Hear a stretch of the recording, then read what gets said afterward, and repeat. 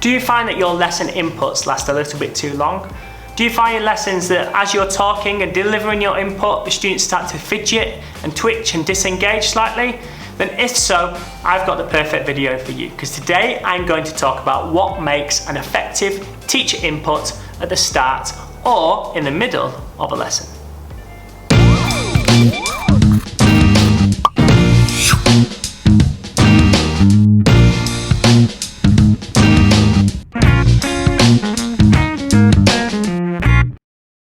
Hello, it's Ben from Waggo Teaching here. I hope you're all well. Today I'm going to be talking about how you can ensure that your teacher inputs at the beginning of lessons or in the middle of lessons are effective. They can be challenging because it is the time when you're probably speaking most as a teacher to the whole of a class or potentially to a large group of children, and if they last too long or they don't engage the children well enough, then they can slow the pace of a lesson down. However, if you do them really well, then they can be effective and they can have a really great impact on the learning in the classroom.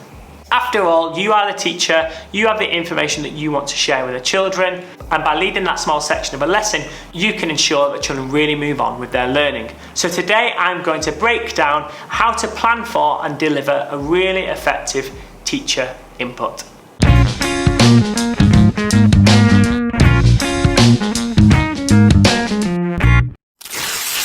So the first thing to consider when planning your teacher input is location. In primary schools, usually there are two options, the carpet area or children working at their tables. Quite often the traditional approach is for children to always start off on the carpet and then move to their table to do practical, independent activities. However, I would challenge you to think about what the purpose of the children being on the carpet is.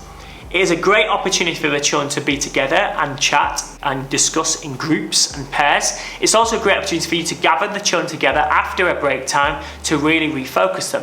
However, I would also advise that some teacher input has a better impact when the children are at their tables. For example, if the children are going to be working along with you using concrete materials, then perhaps it would be better for them to, rather than doing it on the carpet, they do that on the tables so they can follow it along with you. Of course, you can also deliver teacher input outside in the playground or perhaps in your school hall. But the key thing is where is going to be the most effective way of delivering my teacher input and why. Once you've decided that, you can then move on to the idea of what your teacher input is going to look like. The next thing to think about then is purpose. Why are you delivering this input? I would always make sure that you refer back to your lesson objective. What is the one thing that you want the children to achieve by the end of a lesson? And focus your input on that one skill or concept. If you try and focus on too many things, there's a chance that your input will be confusing for the children. The children won't quite understand what you're trying to tell them, and you as a teacher will lose focus on what you want the children to achieve. Try and make sure that your input focuses on one or two things maximum. If your lesson consists of more than one concept, consider splitting your input up into two sections. Perhaps have one input focus on one skill, allow the children to go away and practice, and then bring the children back together for the second input to focus on the next key skill or concept. Once you've got your focus, you then need to think about how you're going to engage your children during this input. The danger of inputs at the beginning of lessons is it's all teacher talk. And the misconception really is that this is a point where the teacher talks at the children and the children just listen. In order for teacher inputs to be effective, it's really important that children engage and participate in this part of the lesson. So try the strategy of me, then you. This can be broken down into really small activities or larger demonstrations. So for example, if I am teaching a new maths concept, I would model a new maths strategy, answering one question, and then I would ask the students in pairs to complete the next activity, and then follow that up with the answer and modelling how you would work that out. The idea of me then you allows the children to practice alongside you while you model how to approach various questions.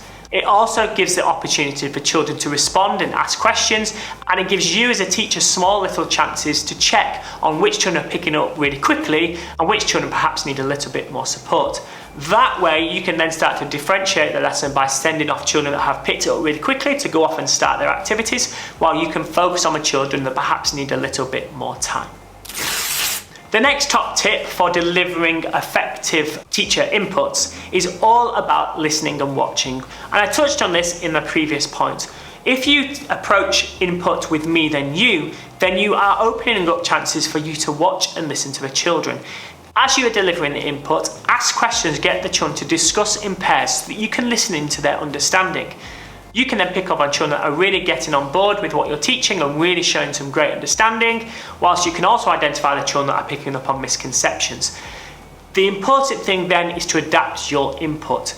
Try and leave a small space within your input for tackling misconceptions. Once you've listened to the children and you realise that they've got a misconception, you can pull that into your input and tackle that next. It would also be useful in your planning to consider what the common misconceptions are, and so that you can go to a slide that you've already prepared earlier and tackle the misconception once that has arisen. If you are doing this and adapting your teacher input based upon what the children are doing and demonstrating in front of you, then your input is going to be more relevant to the children and have a greater impact for their learning. My final top tip for effective teacher input is all about vocabulary. During your input, this is the time to introduce unfamiliar vocabulary that the children have not experienced yet. My advice would be to pick maybe 4 or 5 key pieces of vocabulary that perhaps the children have not experienced yet, and make sure it is displayed somewhere in front of the children. You can either choose to approach and tackle the vocabulary straight away during your input, or as you're going through a new concept or idea, whenever you're referring back to that piece of vocabulary, you're really highlighting that to the children and pointing to it. So for the children, it's really explicit what the new vocabulary means and how it links to their learning. This way, when the children go away and the vocabulary is put in front of them, they'll already have a great idea of how that key vocabulary links to their learning, and you will also start to realise that the children are using that vocabulary themselves. Teacher input is a really valuable way of introducing new vocabulary that the children haven't already experienced. I hope you found this video really useful in allowing you to plan really effective teachers' input. My advice would be to try and limit teacher input to around about 15 minutes, certainly no longer than 20 minutes, and do not be afraid of splitting input into 2 sections. There is absolutely no reason why you can't do a 10-minute input of a quick skill and then allow a child to practice that and then bring them back again. The longer the children are on the carpet, the more they will want to get up and go and have a go at what you're teaching them. So try to really engage them through that journey and give them plenty of opportunity and time to practice what you have taught them.